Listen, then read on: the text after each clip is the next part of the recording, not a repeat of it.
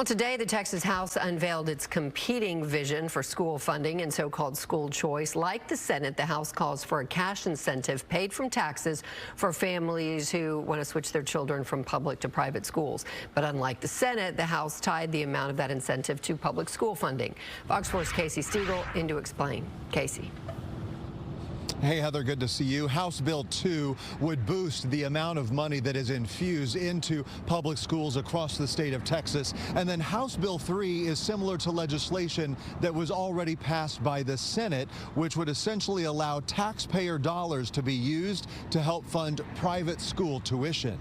Both of them put up $1 billion in the first year. After school choice legislation sailed through the Senate earlier this month, now the House has unveiled its own version, dubbed the Texas Two-Step, because HB 2 and HB 3 both tackle the issue of how to improve education. The House is now in the game. There are lots of minor differences that will have to be ironed out between these two bills over the course of the coming weeks. The Senate's proposal creates educational savings accounts, taxpayer dollars that parents could use to pay for private school tuition and other expenses like textbooks and tutors. But the House takes it a step further. What the Senate did is produce a voucher program that said little about funding public schools. They'd come to that later. The House has tied those two things together, proposing an increase in the base funding per student. House Bill 2 would increase the amount of money public schools receive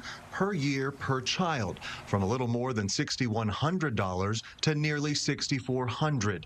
ESAs would be created under House Bill 3, but instead of the Senate's $10,000 figure for most students, the lower chamber's amount would be capped. And the House has 85% of the per student funding currently given to public schools. But that number is not defined, so we don't know what that 85% actually means in dollar amounts. We've been here before. School choice legislation has cleared the Senate in previous sessions, but it always died in the House. This is the sixth time we passed it. We never got a hearing for 4 times, and the 5th time it failed. And so the new speaker says he'll pass it. The issue is so important to Governor Greg Abbott, he campaigned against opponents of it in the last primary and successfully ousted them from their seats.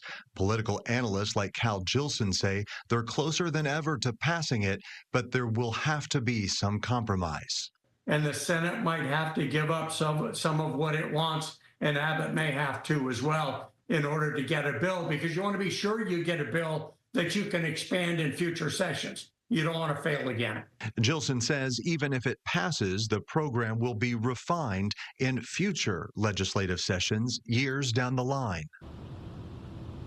All right, so I reached out to Governor Abbott to get his reaction on these newly introduced House bills. He said that he is grateful to the leadership for delivering a package of what he calls a truly universal school choice package. We do not know yet at this point when these will be debated and when they will vote on them in the House. Steve, Heather. All right, that's Casey Stiegel live tonight. Casey, thanks.